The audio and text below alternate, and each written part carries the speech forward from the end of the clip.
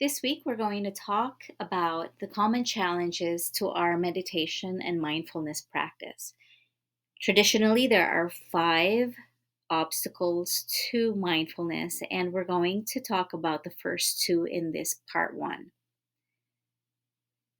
Now, the obstacles to mindfulness are distractions from our being aware of the present moment. So, the first one is sensual desire or wanting. This is the tendency to hold on to pleasant experiences. This is the clinging that we experience when things are going well or that when we're enjoying some experiences in our lives. So if you're consumed by desire, look at what's making you dissatisfied. Why are you always wanting new things? Is it peer pressure, unhappiness with your life, greed, or are you a shopaholic? It's only when we've gotten to the root of these desires that we can start to change. So, some of the things that we can do to work with these challenges of wanting or the desire is to recognize what you can control and to practice letting go of the things that you can't. So, some of the things that can be very painful for us is the losing things that we love or not being in control of our lives. So know what it is that you have control over and let go of those that you don't. Another way to work with sensual desire is to practice generosity. It frees us from the energy of desire and allows for us to really let go of the things that we have a tendency to cling to. So the flow of giving, it moves outward toward others. So it's ironic that this natural outflow, it brings so much more satisfaction for us inwardly.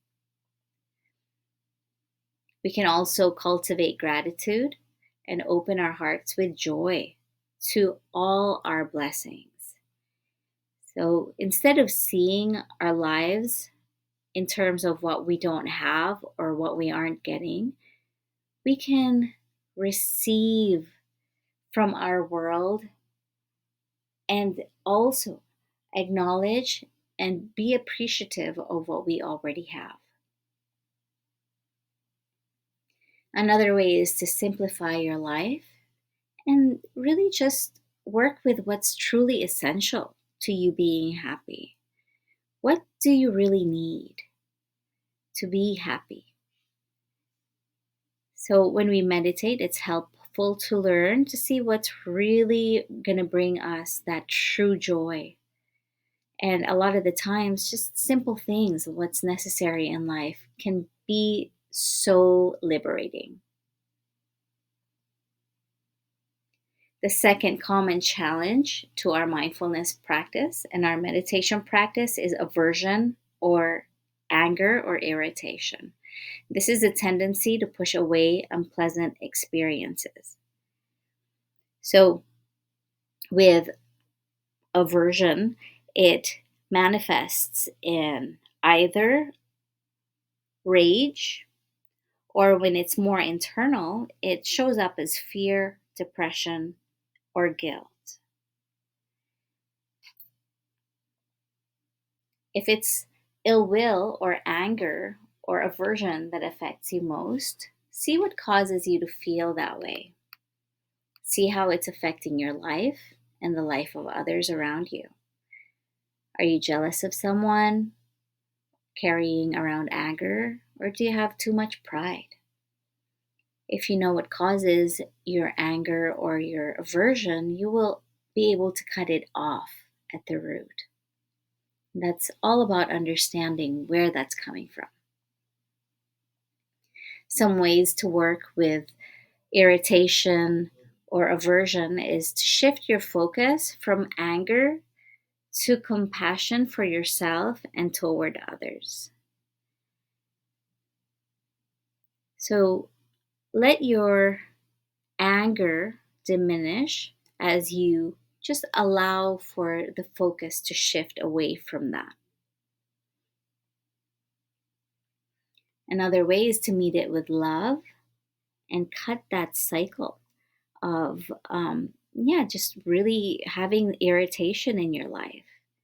So they say that hatred can never cease by hatred. So you can cut this cycle by allowing for the anger to be there still, but focusing and shifting your attention towards something more beneficial.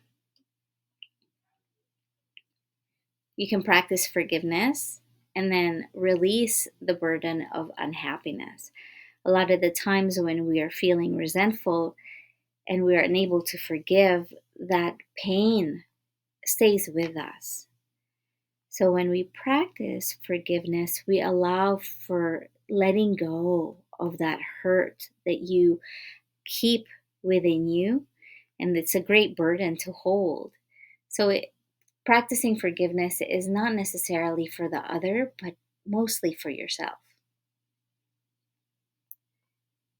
We can also learn to recognize the anger, fear, disappointment, and guilt, and really just allow for that to be there. And when you understand it, you can also be more aware of how you should be responding. So when you know that it is present, you can find that place of clarity and you're no longer reactive and it no longer controls you. We can also practice loving kindness as an antidote to aversion or irritation. Some people see this as weakness, but there's a lot of strength and power in that loving kindness, or just really practicing this love and being kind to others. You can also practice this loving kindness toward yourself.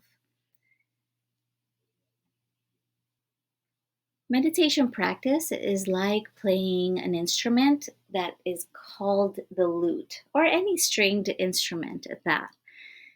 When the strings are too loose, you don't hear any sound from the instrument, but if the strings are too tight, they have a tendency to break. Now, meditation practice is just the same, to have it not too tight and not too loose, just the right amount of tension. So please practice kindness and compassion and be dedicated and committed enough to the practice.